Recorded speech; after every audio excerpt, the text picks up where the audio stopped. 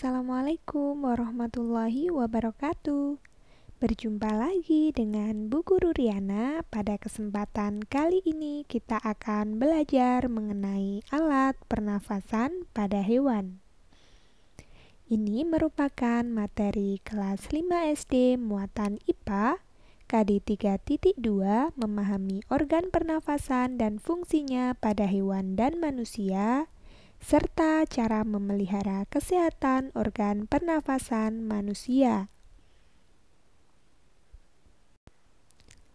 Salah satu ciri makhluk hidup adalah bernafas. Pada kesempatan kali ini, kita akan belajar mengenai alat pernafasan pada berbagai hewan.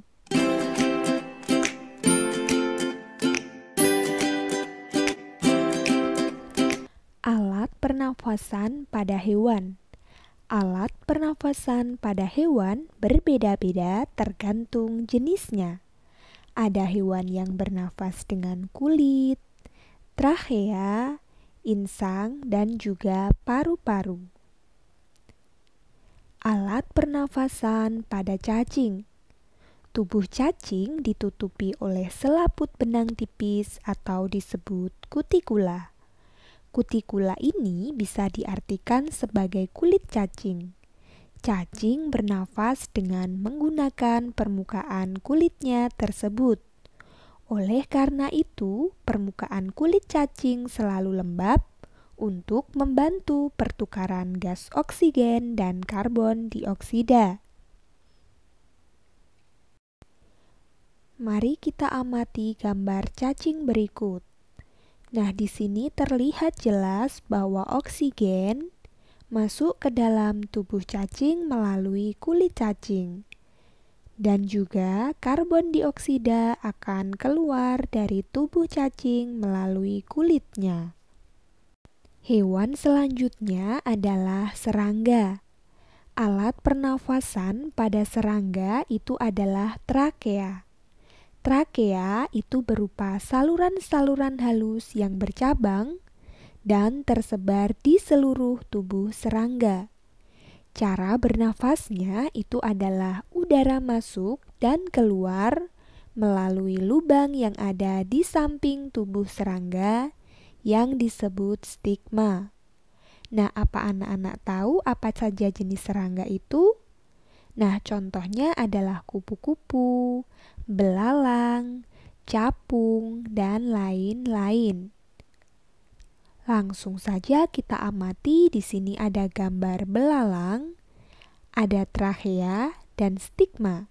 Stigma ini adalah jalan keluar masuknya oksigen dan karbon dioksida dari tubuh serangga. Hewan selanjutnya adalah ikan. Ikan itu bernafas menggunakan insang. Nah, prosesnya adalah pada pernafasan ikan ini mula-mula insang dalam keadaan tertutup. Kemudian air yang mengandung oksigen akan masuk melalui mulut ikan. Setelah itu mulut ikan tertutup dan air akan mengalir ke bagian insang ikan yang terbuka. Di dalam insang inilah terjadi pertukaran oksigen dengan karbon dioksida. Agar lebih paham, mari kita amati gambar berikut. Nah, di sini terlihat jelas arah aliran air yang masuk ke mulut akan dilanjutkan ke insang. Di insang akan terjadi proses pertukaran antara gas oksigen dan gas karbon dioksida.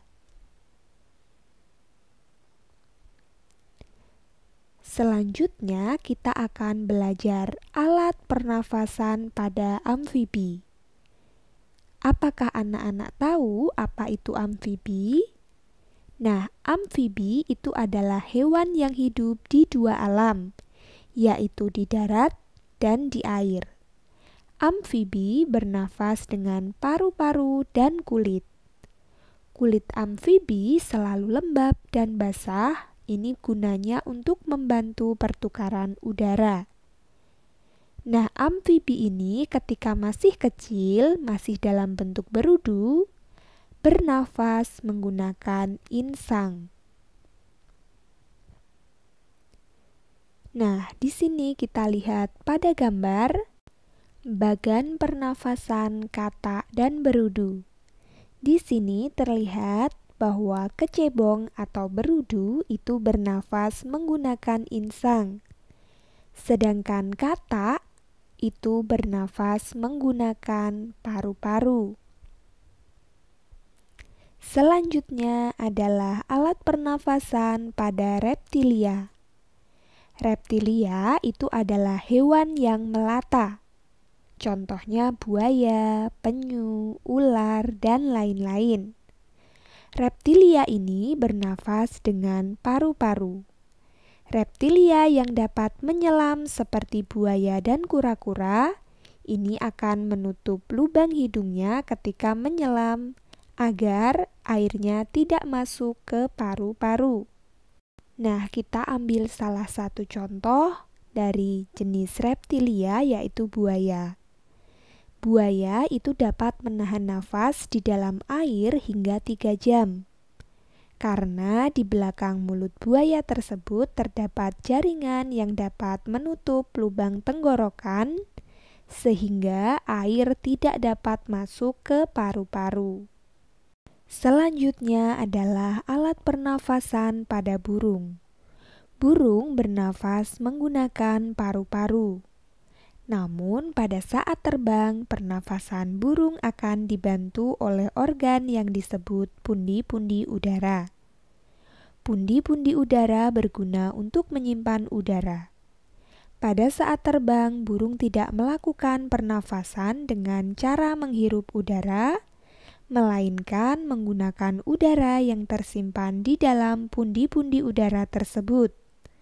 Kepakan sayap burung membantu udara di dalam pundi-pundi udara mengalir ke paru-paru. Kita lanjutkan dengan mengamati gambar burung. Di sini ada gambar kantong udara atau pundi-pundi udara yang gunanya itu untuk membantu pernafasan burung pada saat terbang. Pundi-pundi udara ini berfungsi menampung udara kaya oksigen untuk bernafas dan udara kaya karbon dioksida untuk dibuang. Selanjutnya adalah alat pernafasan pada mamalia. Mamalia merupakan hewan yang menyusui, contohnya kuda, sapi, kambing, harimau, dan lain-lain. Mamalia bernafas dengan paru-paru, sehingga sesuai untuk hidup di darat. Namun ada juga mamalia yang hidup di air, yaitu paus dan lumba-lumba. Paus dan lumba-lumba dapat menyelam lama dalam air. Akan tetapi hewan tersebut akan muncul ke permukaan air secara berkala untuk menghirup oksigen. Nah, di sini ada gambar mamalia air, yaitu paus. Ketika muncul ke permukaan, paus ini mengeluarkan sisa pernafasan berupa karbon dioksida dan uap air. Nah, setelah itu paus akan menghirup udara sebanyak-banyaknya sehingga paru-parunya penuh dengan udara dan akan ia gunakan untuk bernafas di dalam air. Nah, itulah materi kita hari ini tentang organ pernafasan pada hewan. Terima kasih telah menyaksikan video ini. Jangan lupa klik tombol subscribe, like, dan share ya. Semoga bermanfaat. Assalamualaikum warahmatullahi wabarakatuh.